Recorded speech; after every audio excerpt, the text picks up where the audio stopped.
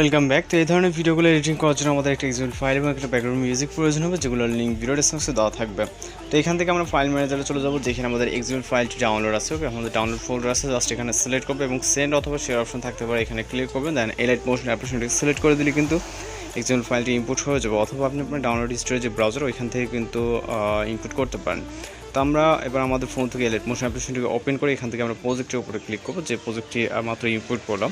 এরকম অপশন আসলে ওকেতে ক্লিক করবেন। এখানে মিসিং ফন্ট দেখাচ্ছে, এখানে কোনো সমস্যা নেই। তো আমরা সরাসরি নিচের দিকে চলে আসবো, এখানে ফটোস বলে একটা লেয়ার দেখতে পারবো, লেয়ার উপরে ক্লিক করে ওকেতে ক্লিক করবো এবং এখান থেকে কালার অ্যান্ড ফিলে ক্লিক করবো, মিডিয়া নট ফাউন্ডে ক্লিক করবো।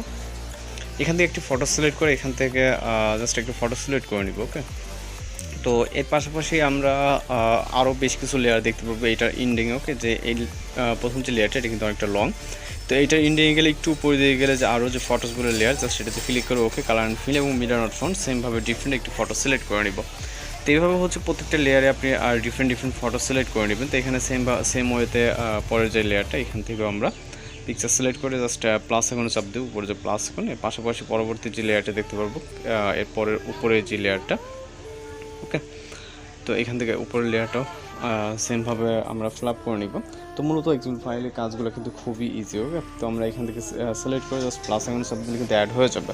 তো এর পরবর্তীতে আমাদের পাশাপাশি যতগুলো লেয়ার আছে এগুলো আমরা জাস্ট ফ্ল্যাপ করে রাখছি সময় স্বল্পতার কারণে। তো এখান থেকে আপনারা এগুলো ফ্ল্যাপ করে নেবেন। তো লাস্ট যে লেয়ারটা আছে এটা তো সেমভাবে আমরা একটি ফটো অ্যাড করে নিব।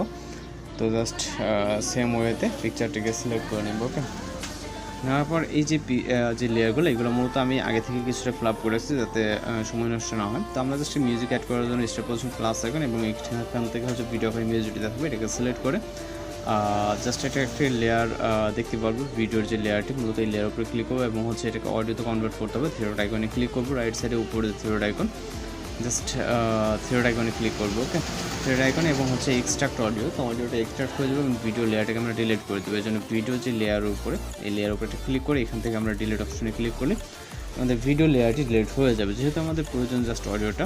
এখন কিন্তু ভিডিওটি ফুলফিল কমপ্লিট, আমরা জাস্ট ভিডিওটিকে এক্সপোর্ট করবো। এই জন্য আমরা চাইলে ভিডিও প্লে করে দেখতে পারি। সব কিছু যদি আপনার কমপ্লিট মনে হয় সেক্ষেত্রে আপনি এখান থেকে উপরে যে রাইট সাইডে কর্নারে যে আপার আইকন অর্থাৎ এক্সপোর্ট অপশন, এখানে ক্লিক করুন এবং ভিডিও রেজলিউশন আপনি আপনার মতো করে সিলেক্ট করে এখন কিন্তু আমাদের এক্সপোর্টিং হতে ভিডিওটি শুরু হয়ে যাবে। তো আজকের এই পর্যন্ত দেখা হচ্ছে নতুন কোনো ভিডিওতে। ভালো থাকবেন, সুস্থ থাকবেন।